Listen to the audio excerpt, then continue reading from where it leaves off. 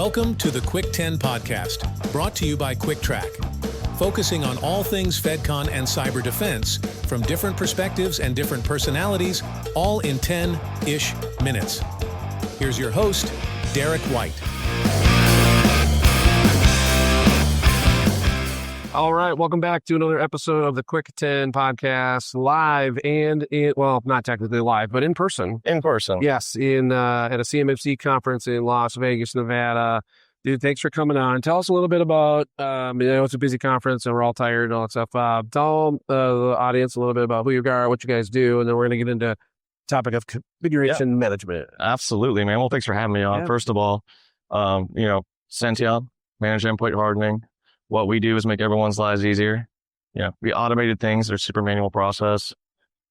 We're hardening your workstation servers and browsers to the CIS benchmarks and best practices. Sweet. It's like that in a nutshell, right? Anything that you were doing previously, what I was doing previously as an engineer through PowerShell or Active Directory or using your Intune, we don't trust it. We know it. You've seen it. Microsoft kind of lies to us sometimes. Love Microsoft, by the way. But everything works the way it works. I mean, sometimes, that is the whole reason that we're here, right? Is that you don't just turn things on or buy things and plug them in and then, it's good. And the other thing we're going to talk about this a little bit is configuration side of things. So they might configure it one way. They might configure it another way. A user administrator might configure it another way. Configuration is important. It is. But it's not a one size fits everywhere here. You can do it how you want. That's like our favorite thing to say is this standard 171 is not a set of things that everyone just does the same thing. Do what you want, do it how you want. Absolutely. The requirements. So from a configuration management side of things, talk a little bit about that, where you guys see it now, how maybe it's improved or it's getting more attention focused, where you expect that to kind of live on. Well, it's improved because we're improving it. Well, yeah. Good point. Yeah. Well, kind of like how you said, everyone's kind of doing it in a different way. You get those ODPs and you can kind of standardize how you want, but we're driving standardization. We still have that multi-tenant side of everything. Maybe you have those different customers and here's your baseline for X company and here's your baseline for Y company. Do we want you to, fully harden your endpoints? Absolutely. Because, we're all in this together. We're trying to, keep the country safe. Yep. On the defense industrial side, but you can still do it. You can create your exception groups. You can have those approvals in from, the management per se, if they want that risk and they're willing to accept it, but we're trying to make it standardized across all platforms. And collaboration's key when it comes to having that buy-in internally. Making one person do all of that can be very it's tough. I've done it. It's rewarding. It's very rewarding.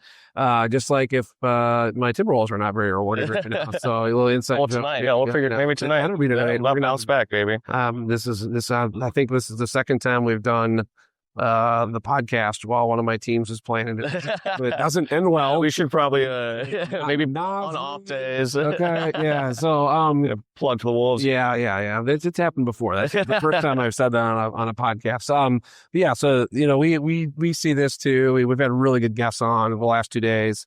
We've been doing these podcasts for a year, but that is one thing that doesn't get, I think, a lot of attention is the people doing it. Yeah. I mean, the CMMC, especially out of the gate, was go do it.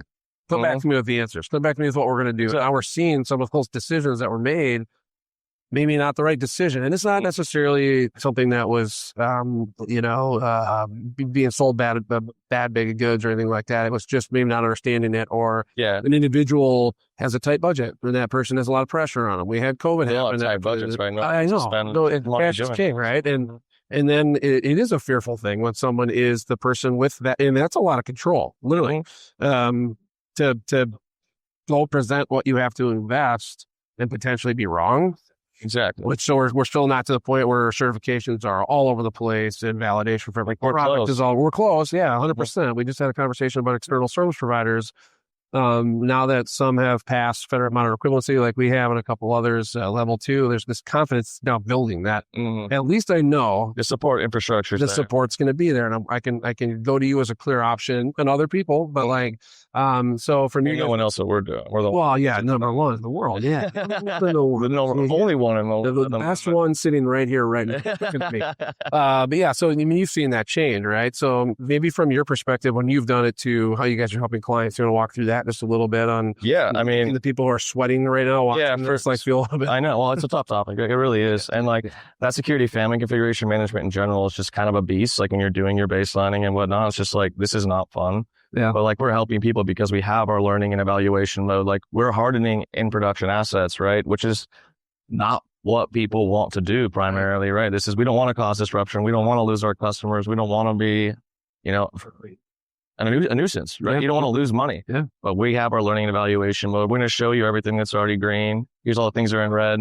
Here's the things in red that might cause disruption. You should go look at these, maybe create exception groups and go actually figure out what's on your infrastructure. If you're disabling SMBV1 and you got those legacy printers on there, and we know they shouldn't have those on there. Everyone is not going to pass an audit if they're on there, if it's part of their assessment scope. Yeah, that's right. But yeah, we know they're there. Yeah. Everyone's been dragging their feet for a really long time. But we're hardening in production assets, and we're doing it really, really well, really effectively. And, it's kind of that last piece in the security stack that was kind of missing from a lot of these things. And you can do it, right? Manually. Dress to impress. Dude, come on, man. Yeah, you guys, I look good. I tell you why you were coming Really arresting me when you walked in I here. know, man. Well, get hard, get secure, baby. I got you a hat earlier, I think. Yeah, you did. I can't put it on yet. Get my hair to sit back down. Well, I can't take this off because of my hair. That's a good point. And it was super dry here, so Yeah. I'll put it on. Thanks for spending some time.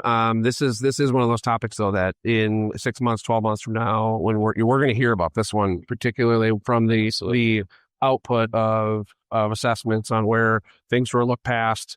Depth wasn't there.